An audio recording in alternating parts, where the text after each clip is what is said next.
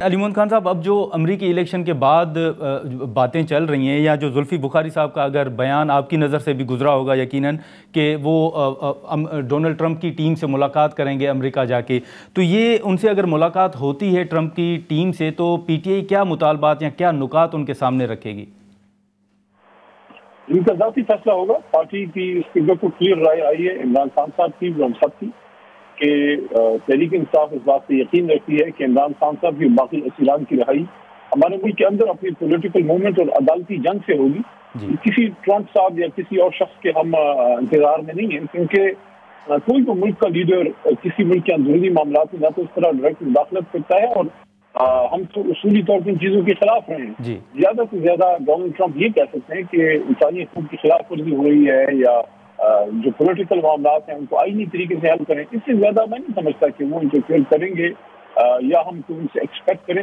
تو اگر کوئی سے ملاقات کرتا ہے، ظاہر ہے وہ ہر کوئی کوشش کر سکتا ہے کہ عمران خان صاحب آزاد ہوں اور ان کو رہائی ملے، ان کے لیڈر ہیں، تو ہم ان کو کرٹیسائز نہیں کر سکتے. لیکن پارٹی پالیسی اس پہ بڑی واضح ہے کہ پارٹی امریکہ کی طرف نہیں، اللہ کی طرف اور اپنے عوام کی طرف اور اپنی عدالتوں کی طرف دیکھ رہی ہے. ہاں، لیکن سر یہ جو بیچ میں مذاکرات کا ایک معاملہ یا سلسلہ شروع ہوا تھا، ٹیم بھی تشکیل دی خان صاحب نے، یہ مذاکرات کے حوالے سے کوئی پیش رفت ہوئی ہے؟ جو ایک تاثر ہے کہ شاید اسٹیبلشمنٹ کے ساتھ کوئی بات چیت کا آغاز ہوا ہے یا سیاسی جماعتوں کے ساتھ، کوئی آپ تصدیق کریں گے کہ کہیں کوئی بات چیت شروع ہوئی ہے؟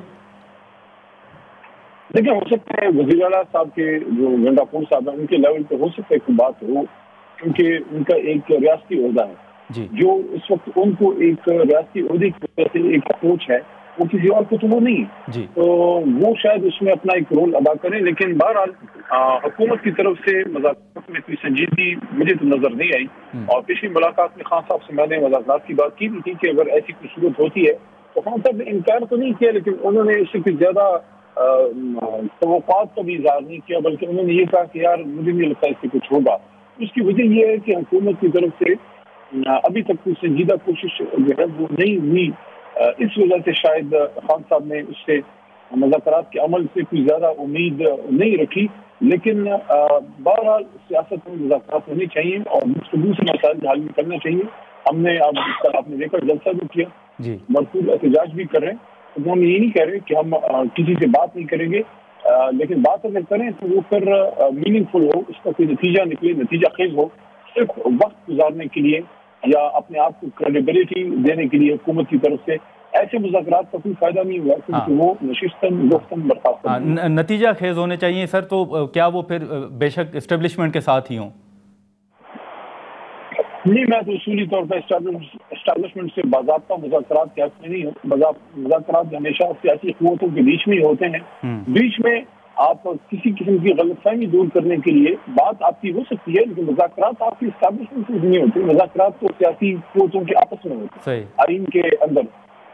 ہاں ٹھیک ہے. لیکن علی محمد خان صاحب، ایک آخری سوال سر، کہ کل جو جلسہ ہوا اس میں آپ نے دیکھا ہوگا کہ امریکہ کا جھنڈا جو ہے وہ ایک کارکن لے آئے، پھر بعض کارکنان نے ان کو روکا. سوشل میڈیا پہ ہم دیکھ رہے ہیں یا ویسے بھی جو آپ کے سیاسی مخالفین ہیں وہ بڑی اس پر تنقید کر رہے ہیں. آپ سمجھتے ہیں کہ اس پر تنقید جائز ہے یا حقیقت میں یہ معاملہ ہوا کیا تھا، کس طرح ہوا؟ میں تو شام کو اسٹیج پہ تھا اثر کے بعد، میں نے نہیں دیکھا.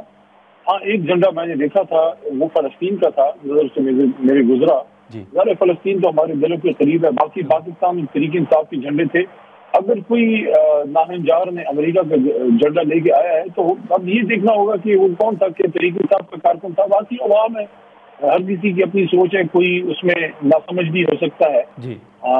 کبھی بھی ایسا نہیں ہو سکتا کہ ہماری جماعت امریکہ یا کسی بھی بیرونی طاقت سے یہ توقع کرے کہ آپ پاکستان کے اس طرح کے معاملات میں کوئی ایسا کردار ادا کریں جس کی آئین اجازت نہیں دیتا. بلکہ ہم نے اس کے خلاف، ہم نے تو اپنی حکومت گوائی ہے.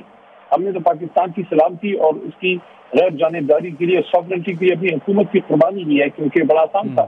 خان صاحب جو ہے ان کے سامنے سر تسلیم ہم کرتے، شاید آج بھی وزیر اعظم ہوتے. عمران خان صاحب نے قومی غیرت و حمیت سے کمپرومائز تو نہیں کیا، اس کمپرومائز نہ کرنے کی قیمت چکا رہے ہیں. تو ہم یہ سبق کیسے دے سکتے ہیں، خاص کر وہ لوگ جو لنڈن پلان کا حصہ ہیں یا جو امریکہ یا لنڈن کی اجازت کے بغیر سانس لینا بھی گناہ سمجھتے ہیں، ان کو تو ایسی باتیں کرنا زیب ہی نہیں دیتا. چلیں ٹھیک ہے.